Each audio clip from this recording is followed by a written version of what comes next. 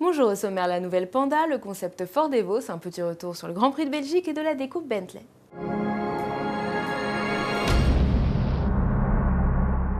Fiat dévoilera dans 2 semaines au salon de Francfort la nouvelle Panda. Il livre quelques clichés pour nous faire patienter. La citadine évolue un peu côté look et conserve son allure de mini ludospace. Elle gagne cependant en gabarit avec 11 cm de plus en longueur pour 3,65 m au total. La principale nouveauté se cache sous le capot avec l'arrivée de la nouvelle motorisation bicylindre Twin Air dans la gamme en version 85 chevaux. Boîte robotisée dualogique, toit ouvrant électrique ou encore système de navigation Blue Enemy TomTom Live rejoignent la liste des équipements. Fiat présentera également sur le sol allemand la Punto 2012, elle aussi équipée du moteur Twin Air turbo de 85 chevaux et une déclinaison 4 roues motrices du Fremont. Cette version tout-terrain sera notamment couplée à un bloc Chrysler 6 cylindres 3,6 litres de 280 chevaux.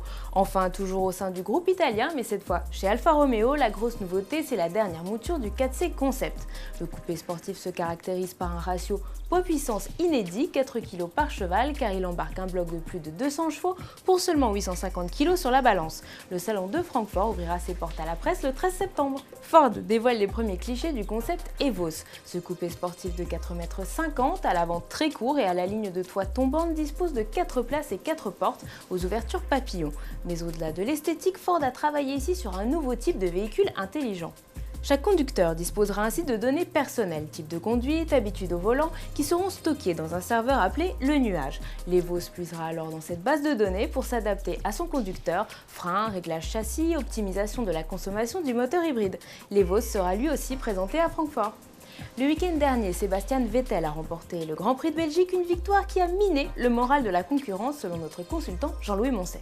Je pense qu'un tournant a été franchi à Spa-Francorchamps par Sébastien, et pour plusieurs raisons. Parce que d'abord, il a été absolument impérial. Il marque un arrêt de pneus de plus que les autres, et même s'il y a eu des problèmes d'adhérence et de pneus qui s'usaient, il a quand même été jusqu'au bout et à un rythme absolument effréné.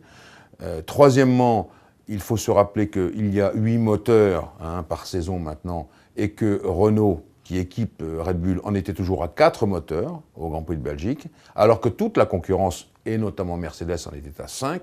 Donc tout ça, ça a un peu miné le moral des concurrents. Envie de refaire la déco en septembre? Bentley organise dès demain sur internet une vente aux enchères d'objets inédits.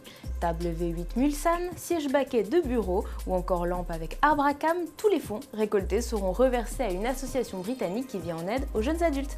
Allez, à demain sur autoplus.fr.